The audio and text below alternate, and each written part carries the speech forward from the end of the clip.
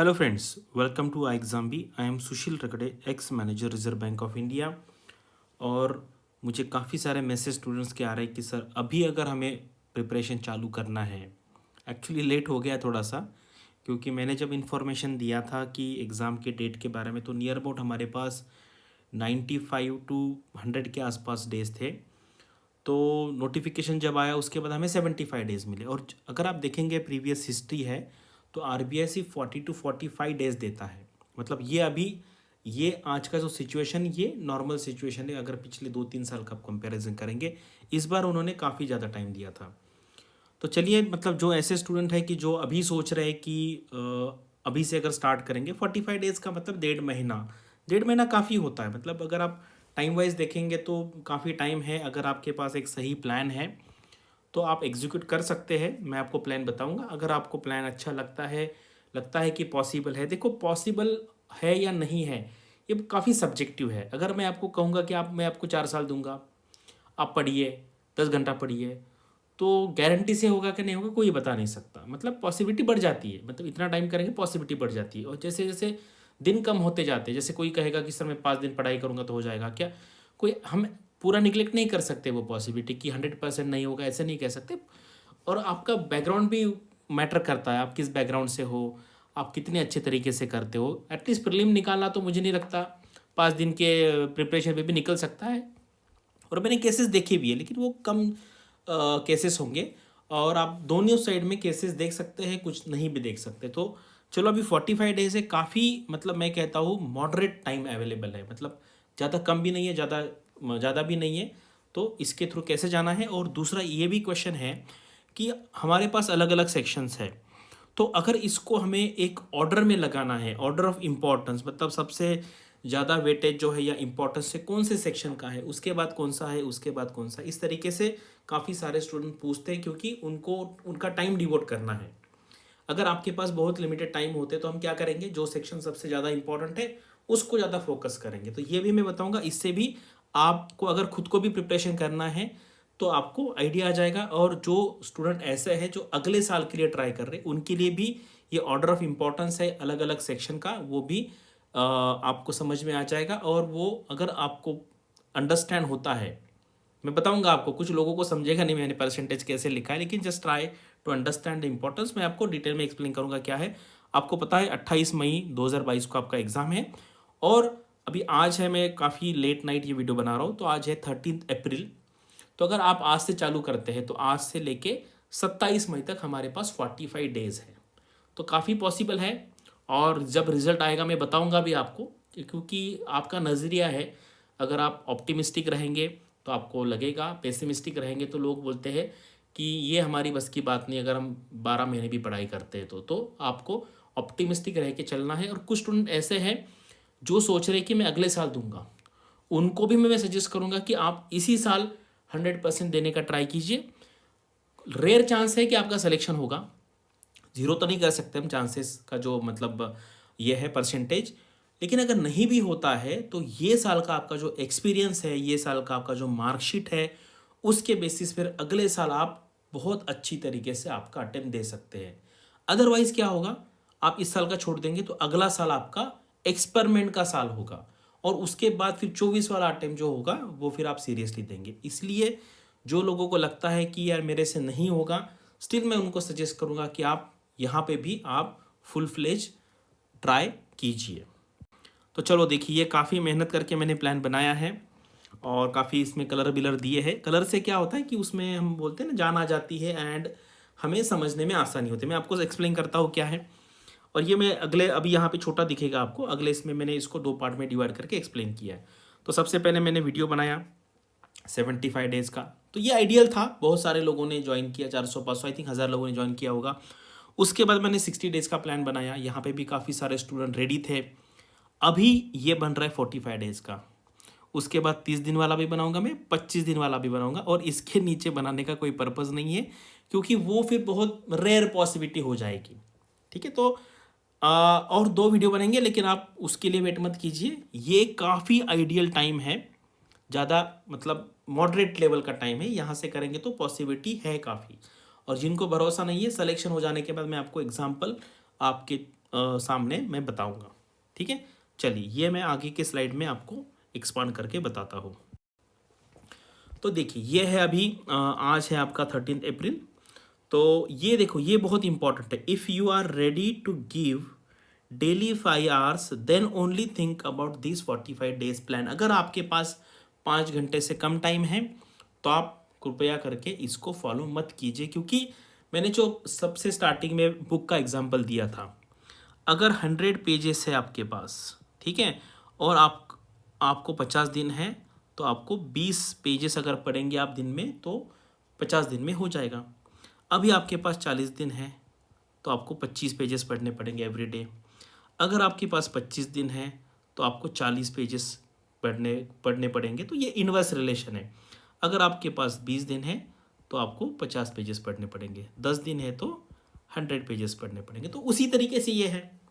पहला जो 75 डेज वाला बनाया था उसमें मैं एक्सपेक्ट कर रहा था मिनिमम 2.5 घंटे आपके पास होना चाहिए, लेकिन अभी 5 घंटे है तो ही इसको फॉलो कीजिए, अदरवाइज फिर आप ये मेरा प्लान तो फिर एग्जीक्यूट नहीं हो सकता है, क्योंकि मिनिमम जो है उतना तो करना ही करना है। मतलब इन केस ये केस में 1000 पेज तो पढ़ने ही पढ़ने हैं हमें, है ना। मैं 1000 पेज एनालॉजी के लिए दे रहा हूँ। कोई पूछेगा 1000 पेज 20 में से कहाँ से आ गए सर, 1000 पेज के नोट्स देने वाले हैं, ऐसा कुछ लोगों को लगेगा। ये जस्ट एनालॉजी, ठीक है। तो ये प्लान कौन से स्टूडेंट को है, जो 5 घंटे मिनिमम दे सकते हैं उनके लिए है, बाकी लोगों के लिए नहीं है। फिर आप आगे का नहीं देखा तो भी चलेगा। तो यहाँ पर क्या बताया है, जो मैंने 75 डेज का सबसे पहले प्लान बनाया था उसी को कंटिन्यू करना है 13 तारीख से। 13, 14 इसका प्लान ऑलरेडी रेडी, मैं आपको आगे दिखा दूंगा। ठीक है, ये वीडियो ऑलरेडी प्लान है और ये चलते रहेंगे लाइव फॉर्मेट में। एक लाइव फॉर्मेट में रहता है, एक रिकॉर्डेड फॉर्मेट में रहता है। अभी क्या करना है, जो लोग अभी ज्वाइन करेंगे 13 तारीख को, उनको क्या करना है, जो प्रीवियस का जो प्लान था उसके रिकॉर्डेड वीडियो अवेलेबल है वो देखना है। जैसे कल आपको मार्च 14-15 का देखना है, उसमें मैंने ना स्ट्रैटेजी वीडियो बनाया था। एक फेज़ 1 का बनाया था और एक फेज़ 2 का बनाया था। दूसरे दिन क्या करना है, 14 अप्रैल को, उस दिन का जो प्लान है वो फॉलो करना है। एंड मार्च 16 का जो प्लान था उसके साथ एग्जीक्यूट करना है। तो जो डेली लाइव प्लान चल रहा है उसको लगते हैं 2.5 आवर्स, एंड प्रीवियस जो आपका मिस हुआ है उसको कवर करने के लिए लगते 2.5 घंटे, यानी कि मिनिमम 5 घंटे आपको देने पड़ेंगे। तो इस तरीके से ये पूरा चलता रहेगा। मई 1 है, यहाँ से पूरा मैंने बता दिया है कि एक करंट प्लान है और एक है जो बैकलॉग, जो पिछले लेक्चर हुए हैं उसके रिकॉर्डेड सेशन अवेलेबल है, वो आपको देखना पड़ेगा। तो ये हो गया। उसके बाद अभी आते हैं ऐसा ऐसा करके, फिर बाद में ये 12 जो आपका 11 मई है, यहाँ पे आपका बैकलॉग पूरा हो जाता है। ठीक है, क्योंकि हम 13 अप्रैल से चालू कर रहे हैं तो 12 अप्रैल को बैकलॉग पूरा हो गया। उसके बाद फिर मैंने क्या किया है, मॉक टेस्ट दिया है। मॉक टेस्ट 1 है, उसका एनालिसिस दूसरे दिन है। मॉक टेस्ट 2 है, उसका एनालिसिस सेम डे, क्योंकि ये सैटरडे है, सैटरडे को छुट्टी होती है, आपको ज़्यादा टाइम आपको देना पड़ेगा। ये संडे है मॉक टेस्ट 3, उसका एनालिसिस। इस तरीके से ये पूरे 10 मॉक टेस्ट यहाँ पर हो रहे हैं। आपका लास्ट डे जो है उसमें मैंने लिखा है eat sleep and think well, यानी कि आपको अच्छा खाना खाना है, इसलिए क्योंकि आपका तबीयत अच्छा रहे, पेट ना बिगड़ जाए, नहीं तो अदरवाइज दूसरे दिन आपको एग्ज़ाम खराब हो सकता है आपका। अच्छी नींद लेनी है और अच्छा सोचना है। सोचना है मतलब कि मेरा सिलेक्शन हो जाएगा, ये मुझे भरोसा है। पॉजिटिव थॉट्स लानी है, यानी कि दूसरे दिन आप अच्छी तरीके से एग्ज़ाम दे पाएंगे। यहाँ पे नोट क्या है, ये पूरा 75 डेज का प्लान डिटेल में मैं आगे के स्लाइड में दिखा देता हूँ आपको। Apart from this plan it is mandatory to read BPedia. जो हमारा बीपीडिया है आपको वेबसाइट में मिलेगा। ये जैन से पढ़ना है, जैन 2022, यानी कि Jain, Feb, March, April and उसके बाद मिड मई तक आपको ये पढ़ना है। 4.5 महीने का पढ़ना है। And solve previous 6 years RBI grade B phase 1 question papers, यानी कि यहाँ पे सिर्फ क्यूआर ही देखना है आपको, है ना। उस टाइम का जीए पढ़ के आप क्या करेंगे। एक फर्स्ट नोट है, ये करना है। एंड नोट 2 जो है, we have provided 15 full length mock test phase 1 के लिए। अबो प्लान कंसिस्ट ऑफ 10 मॉक्स। तो ये प्लान में मैंने 10 मॉक्स बिठाए हैं, ठीक है, क्योंकि टाइम के हिसाब से 10 मॉक्स ही बैठ रहे हैं। एंड अगर आपके पास टाइम है and if you want to solve more you can, तो 5 एडिशनल है, आप वो सॉल्व कर सकते हैं। इसके अलावा मैंने क्या किया है, जीए सेक्शन आपको पता है जीए का वेटेज है, तो एडिशनल 10 जीए सेक्शनल टेस्ट प्रोवाइड करूंगा। यानी कि जीए के कितने क्वेश्चन हो गए आपके पास, 15 मॉक टेस्ट इंटू 80, ये हो गए 1200। एंड ये है आपके 10 इंटू 80 सेक्शनल 800। तो आपको टोटल 2000 एमसीक्यू मिलने वाले हैं जीए के। और जीए पे इतना फोकस क्यों है? क्योंकि उसका वेटेज ज़्यादा है। तो ये हो गया पूरा प्लान। ठीक है, बहुत अच्छी तरीके से एक्सप्लेन किया मैंने। तो यहाँ पर मुझे नहीं लगता कि ये अंडरस्टैंडिंग में किसी को प्रॉब्लम होगा। ठीक है, लेकिन फर्स्ट क्राइटेरिया क्या है? मिनिमम 5 घंटे होने चाहिए। अगर कोई कहता है कि 5 घंटे से मैं कम टाइम, 1 घंटा सर बता दीजिए, मुझे मेरे पास 1 ही घंटा, तो उस केस में इम्पॉसिबल मतलब नहीं है, लेकिन थोड़ा सा मुश्किल होगा, बहुत हार्डवर्क करना पड़ेगा। तो ये हो गया आपका। तो अभी यहाँ पर हाँ, ये मैंने टोटल बनाया हुआ है। तो ये सारे जो है ना 14 मार्च से चालू हुआ है और अभी ये 4 अप्रैल भी हो गया है। अभी ये है 13 अप्रैल, यानी कि आज इवनिंग में जो लेक्चर होगा, कैलाश सर जो है एग्रीकल्चर फील्ड ऑफिसर थे यूनियन बैंक में, उनका लेक्चर है रूरल डेवलपमेंट की स्कीम्स, वो पढ़ाएंगे आपको। ठीक है, तो ये हो गया आपका अभी से लाइव प्लान। जो मैं कह रहा लाइव प्लान यानी कि ये सारे लेक्चर लाइव में होंगे और ये पिछले वाले जो लेक्चर हो गए हैं ये आपको सारे रिकॉर्डेड फॉर्मेट्स में मिल जाएंगे। तो ये पूरा जो मेरा ओरिजिनल 75 डेज का जो प्लान था ये पूरा यहाँ पर है, आप यहाँ पे देख सकते हैं। सारा कवर किया है, आपको कुछ भी नहीं सोचना है। Every aspect we have covered.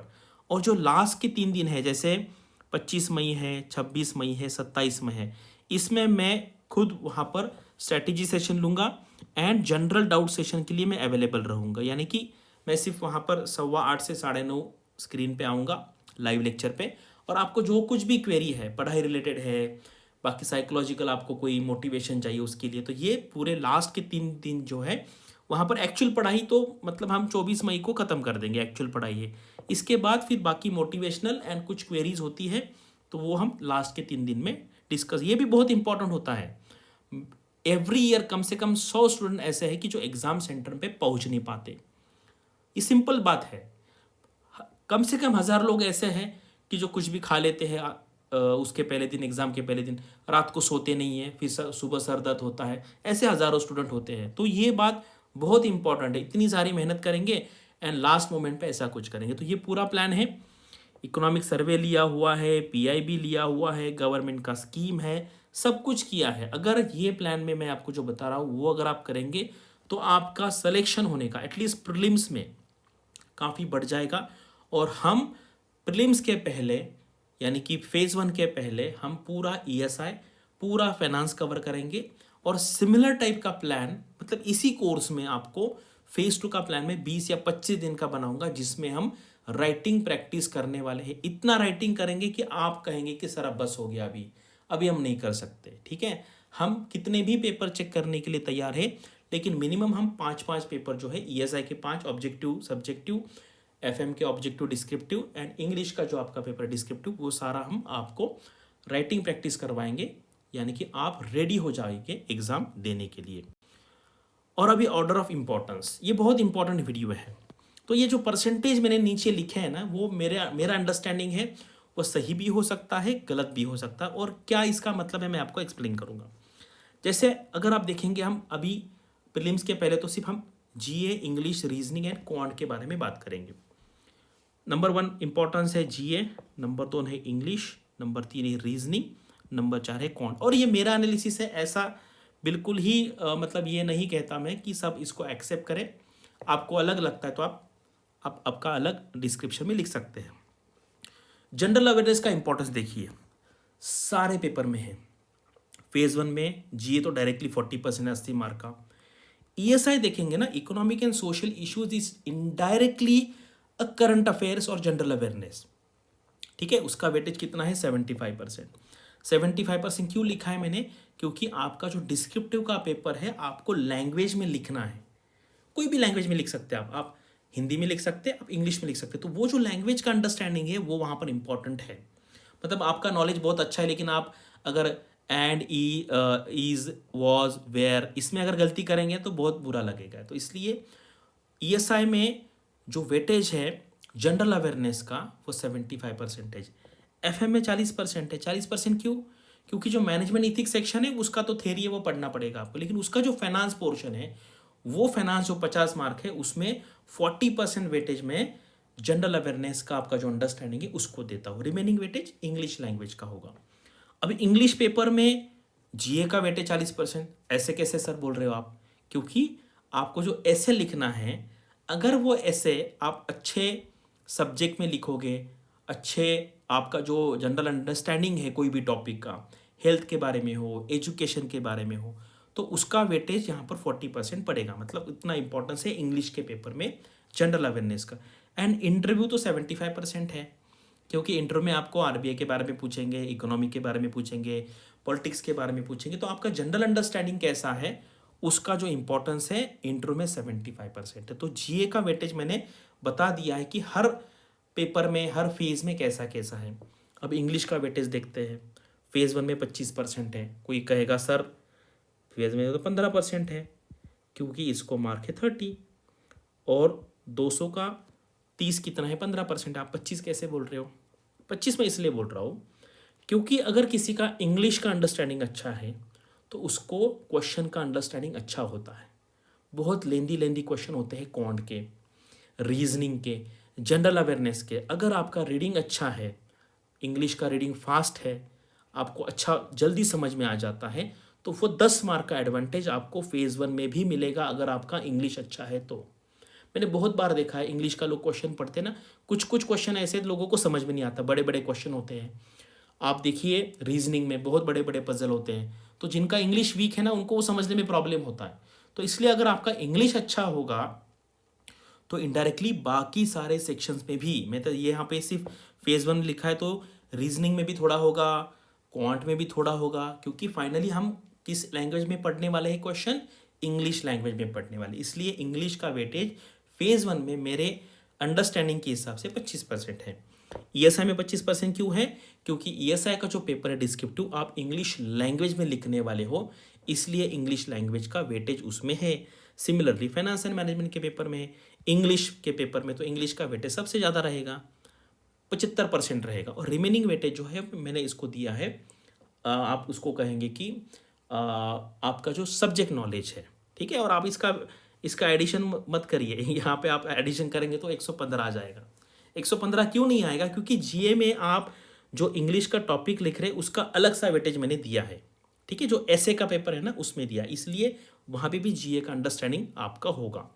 अभी इंटरव्यू में 75% है, क्योंकि मान लीजिए आपका अंडरस्टैंडिंग बहुत अच्छा है, आपके पास जनरल अंडरस्टैंडिंग बहुत है, लेकिन अगर आप वो अच्छे लैंग्वेज में अगर बता नहीं पाएंगे, कन्वे नहीं कर पाएंगे, तो फिर क्या फ़ायदा होगा? तो इसीलिए इंटरव्यू में इंग्लिश लैंग्वेज का, यहाँ पे आप हिंदी भी पकड़ सकते हैं। उन्होंने जो क्वेश्चन पूछा है, सबसे पहले तो आपको वो कॉम्प्रीहेंड होना चाहिए। उन्होंने क्या पूछा ये आपको समझना चाहिए, इसलिए भी आपकी इंग्लिश अच्छी होनी चाहिए। फिर आपके दिमाग में जो थॉट्स है वो आपको उनको बताना है। वो कौन से लैंग्वेज में बताना है? इंग्लिश में बताना है। तो अगर आपका इंग्लिश अच्छा होगा तो इंटरव्यू में डेफिनेटली फ़ायदा होता है। इसलिए मैं इंग्लिश का इंटरव्यू में 75% वेटेज यहाँ पे दे रहा हूँ, ठीक है। अभी रीजनिंग का फेज 1 में 30%, ये तो डायरेक्टली है क्योंकि 60 मार्क्स है, एंड 200 का 60 कितना है? 30% है। ईएसआई में 10% है, एफएम में 10% है, इंग्लिश में 10% है। तो बोल रहे ऐसा कैसे हुआ? I am talking about reasoning as a skill. आपको इंग्लिश में अगर क्वेश्चन आता है तो आपको विथ रीजनिंग आंसर देना पड़ेगा। विथ रीजनिंग यानी कि आपने कुछ पॉइंट लिखा, हम कहते हैं ना रीजनिंग, यानी कि आप जो कह रहे हो उसके रीजंस क्या क्या है, आपका रीजनिंग का अंडरस्टैंडिंग, एनालिटिकल अंडरस्टैंडिंग आप वहाँ पे कैसे यूज़ कर रहे हो, तो ये भी बहुत इंपॉर्टेंट है। अगर मैं दो सिमिलर टाइप का इंफॉर्मेशन दो स्टूडेंट को देता हूँ और कहता हूँ कि आप लिखो, तो जिसका रीजनिंग का अंडरस्टैंडिंग अच्छा है, एनालिटिकल अंडरस्टैंडिंग अच्छा है, वो जो थॉट्स है उसको एक लॉजिकल सीक्वेंस में लिखता है। इसीलिए जिनका रीजनिंग अच्छा है वो इंटरव्यू में भी अच्छा परफॉर्म करते। क्यों? क्योंकि फाइनली आपको रीज़न तो देना पड़ेगा। आपको आरबीआई क्यों ज्वाइन करना है, आपने जॉब क्यों छोड़ा, आपने ये क्यों किया, आपने वो क्यों किया, इसके लिए क्या है? रीजनिंग आपको देना पड़ता है। With reason you have to elaborate your answer. English के पेपर में भी आपको ऐसे लिखना है, लॉजिकल सीक्वेंस में आएगा। लॉजिक क्या है? लॉजिक भी रीजनिंग का पार्ट है। लॉजिकल सीक्वेंस में आंसर लिखेंगे तो ही वेटेज मिलेगा। एंड फाइनली क्वांट का फेज 1 में तो डायरेक्टली 15% है। ईएसआई में मुझे मैं कनेक्ट नहीं कर पाया, ईएसआई में कुछ इंपॉर्टेंस नहीं लग रहा है मुझे, एफए में भी नहीं है, इंग्लिश में नहीं। इंटर में 5% है। इंग्लिश में 5% मैंने इसलिए लिखा है क्योंकि अगर आपका नंबर क्रंचिंग बहुत अच्छा है, आप अगर अच्छी तरीके से नंबर बता पा रहे हो, कोई डेटा दे रहे हो, आपके नंबर्स आपको बहुत अच्छी तरीके से समझ में आते हैं। कभी कभी क्या है ना, जिनका मैथ्स अच्छा होता है वहाँ पर कुछ क्वेश्चन पूछे जाते हैं आपको। सामने वाला अगर जो इंटरव्यू लेने वाले पैनल में अगर कोई होगा कि जिसका क्वांट अच्छा है तो कुछ क्वेश्चन पूछ देता है, इसलिए मुझे थोड़ा वेटेज लगता है। जिसका क्वांटिटेटिव एप्टीट्यूड का अंडरस्टैंडिंग अच्छा है तो इंटरव्यू में कुछ ना कुछ बेनिफिट वहाँ पर मिल सकता है। आपने ऐसा कभी इस तरीके का एनालिसिस कभी देखा नहीं होगा। मैंने थोड़ा सोचा कि यार कुछ कनेक्शन हम लगा सकते कि नहीं लगा सकते, तो मैंने ये लगाने का ट्राई किया है। कुछ लोगों को पसंद आ सकता है, कुछ को नहीं आ सकता है। मेरा ये पिछला जो 10 साल का मेरा पूरा जो आरबीआई मेंटरिंग का एक्सरसाइज है उसका मैंने, हम बोलते हैं ना, निचोड़ मैंने आपको यहाँ पे देने का ट्राई किया है। तो आप जब भी पढ़ेंगे तब आपको समझ में आएगी कि कौन से सेक्शन को कितना इंपॉर्टेंस देना है। मैंने जो बताया ना आपको, जिसका इंग्लिश अच्छा है उसको क्वांट में ज़्यादा मार्क्स मिलने के प्रोबेबिलिटी बढ़ जाती है, क्योंकि उसका जो अंडरस्टैंडिंग है क्वांट का, जब मैं क्वांट पढ़ता हूँ तो मुझे बस एक ही बार पढ़ना पड़ता है, डबल में पढ़ता नहीं। बहुत लोगों को समझ में नहीं आता। इसलिए आप देखिए, जिनका इंग्लिश अच्छा नहीं है, जो इंग्लिश के क्वेश्चन पढ़ते हैं वो जल्दी कॉम्प्रिहेंड नहीं होता है उनको। रीजनिंग के बहुत बड़े बड़े पजल होते हैं, उनको 2 बार 3 बार 4 बार पढ़ना पड़ता है। तो इसलिए इंग्लिश अच्छा होना ये क्वांट एंड रीजनिंग के लिए भी उतना ही इंपॉर्टेंट है, ठीक है, जितना बाकी इंग्लिश लैंग्वेज के लिए है। तो ये है, और इस तरीके से अगर आप करेंगे तो आपको डेफिनेटली इसका फ़ायदा होगा। ये एग्ज़ाम के लिए तो होगा ही होगा, लेकिन लॉन्ग टर्म जो प्लान कर रहे हैं उनको पता चलेगा कि हमें किस ऑर्डर में हमारा टाइम डिवोट यहाँ पर करना है। तो अभी प्रीवियस ईयर के क्वेश्चन ये तो सॉल्व करने ही करने हैं। एवरी मेरे वीडियो में ये स्लाइड होती है, इसका मैंने लिंक दिया है, जाओ सॉल्व करो क्वांट इंग्लिश रीजनिंग के पिछले 6 साल के पेपर। और अभी हमने ऑलरेडी जो कोर्स का प्राइस है, अभी आपको पता है कम दिन है, वो ऑलरेडी कोर्स का प्राइस भी कम किया है और इसको यहाँ पर डिस्काउंट भी हमने ज़्यादा दिया है। तो ये कोड आप लगाएंगे तो आप ये कोर्स ज्वाइन कर सकते हैं। अभी ये 45 डेज का प्लान हम कर रहे हैं, और जिनके पास ज़्यादा टाइम है, जिनके पास ज़्यादा टाइम है, ये किस लिए है, 5 घंटे जो मिनिमम दे सकते हैं उनके लिए।